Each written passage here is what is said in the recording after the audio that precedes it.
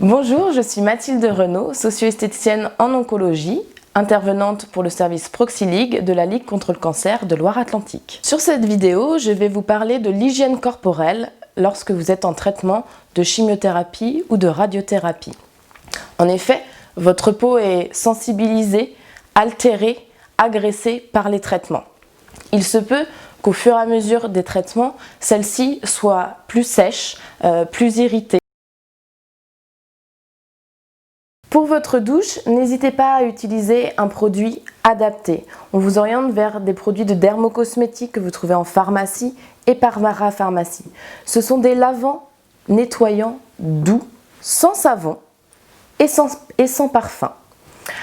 Utilisez votre main qui est plus douce et beaucoup plus hygiénique qu'un gant ou une fleur de douche. En effet, ces ustensiles sont très pratiques, mais ils vont agresser votre peau.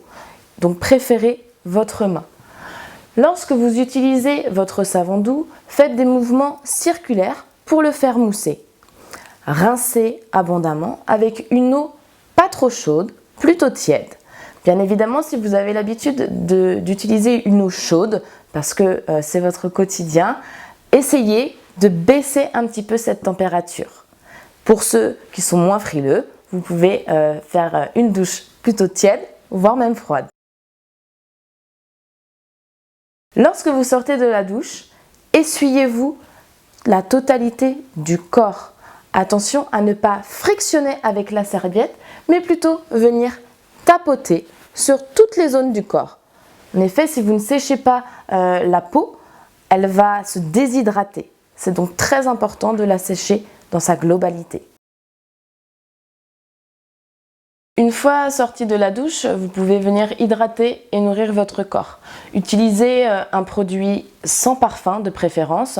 On vous oriente souvent vers des gammes de dermocosmétiques que vous trouvez en pharmacie, parapharmacie, qui seront plus adaptées et dépourvues de produits et d'ingrédients controversés. Appliquez ce baume ou cette crème sur les zones du coup qui vont être sèches. Vous pouvez appliquer aussi en prévention avant que la peau ne soit trop asséchée. Faites des mouvements doux et circulaires, toujours en remontant. La plupart du temps, ce sont les jambes et les bras qui vont s'assécher en amont, donc bien insister sur ces zones-là. N'hésitez pas à vous installer confortablement pour faire cette hydratation. Après la douche, c'est un moment opportun, mais aussi le soir. Avant de vous coucher, c'est bien de vous hydrater puisque votre peau se renouvelle davantage lorsque vous dormez. Si vous avez un site, si vous avez une opération et donc des cicatrices, n'hésitez pas à nettoyer avec des mouvements doux, circulaires sous la douche avec votre produit lavant sans savon, sans parfum. Il faut bien insister sur ces zones, même si des fois ça peut être délicat, on n'ose pas forcément.